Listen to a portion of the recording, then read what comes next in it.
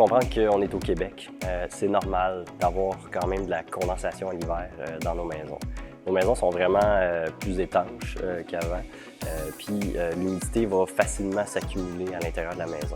Ce qui peut causer un surplus d'humidité dans une maison, il y a énormément de facteurs. Essentiellement, là, les principaux, on retrouve beaucoup l'activité humaine, la maison qui est très étanche, donc qui permet moins que l'humidité puisse sortir. Si on recule dans le temps, les maisons étaient beaucoup moins étanches.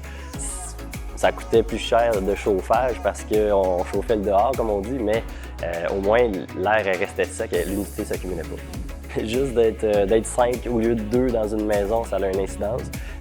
Ensuite, on fait étendre du linge. Il y en a qui vont étendre le linge au sous-sol là, pour faire sécher le linge. Là, ça augmente l'humidité. Les douches, on prend une douche de 10 minutes, on prend une douche d'une demi-heure. On est 4 à en prendre des douches. On fait bouillir des pâtes, on n'allume pas le ventilateur. Plein de choses comme ça qui vont influencer ce pourcentage d'humidité à l'intérieur de la maison. Si on est conscient de ça, au moins quand on fait la cuisine, on essaie d'utiliser le ventilateur, la salle de bain, même chose, on utilise la ventilation. On essaie de ne pas garder les portes fermées, ce qui va cloisonner les espaces fermés. On essaie de garder l'air qui circule. L'échangeur d'air aussi va nous aider à ce niveau-là.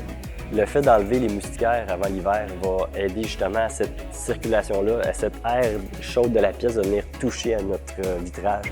C'est dans le même principe, une moustiquaire ou bien une plante, un espèce de gros meuble devant une fenêtre va venir empêcher finalement notre air chaud de venir toucher à notre vitrage. Donc c'est toujours dans cette optique-là qu'on veut garder, c'est qu'on veut permettre à la chaleur d'accéder à la fenêtre. Donc de cette manière-là, en libérant le plus possible, en laissant les rideaux ouverts, ça va permettre justement à ce que notre surface de vitrage soit plus chaude, donc moins de condensation. Si le volet est mal barré, le couvre-froid est inefficace ou il est désuet, à ce moment-là, on a de l'air froid qui entre et on a de l'air chaud dans la maison. Donc à cet endroit-là, il va y avoir condensation. C'est toujours cette dualité entre ces deux facteurs-là.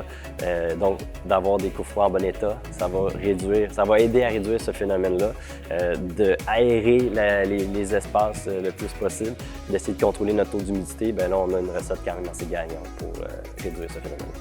Le bon moment pour appeler Solutions Thermo, c'est quand vous sentez que vous avez un problème. Vous sentez un peu d'air, vous n'êtes pas confortable avec ce que vous voyez, le phénomène. Nous, on va se déplacer, on va aller voir, on va vous conseiller, on va vous expliquer c'est quoi le phénomène. Puis des fois, c'est juste banal, c'est juste qu'il y a trop de plantes dans la maison. Les gens aiment les plantes. C'est vrai, moi aussi j'adore ça, mais j'arrive à des endroits où il y a beaucoup de plantes ici. C'est sûr que la petite tasse d'eau qu'on met à chaque plante fait que c'est un environnement qui est plus humide. Donc, juste d'expliquer ça, les gens vont mieux comprendre. Puis quand on comprend mieux le problème, souvent, c'est plus facile de le tolérer aussi, si jamais.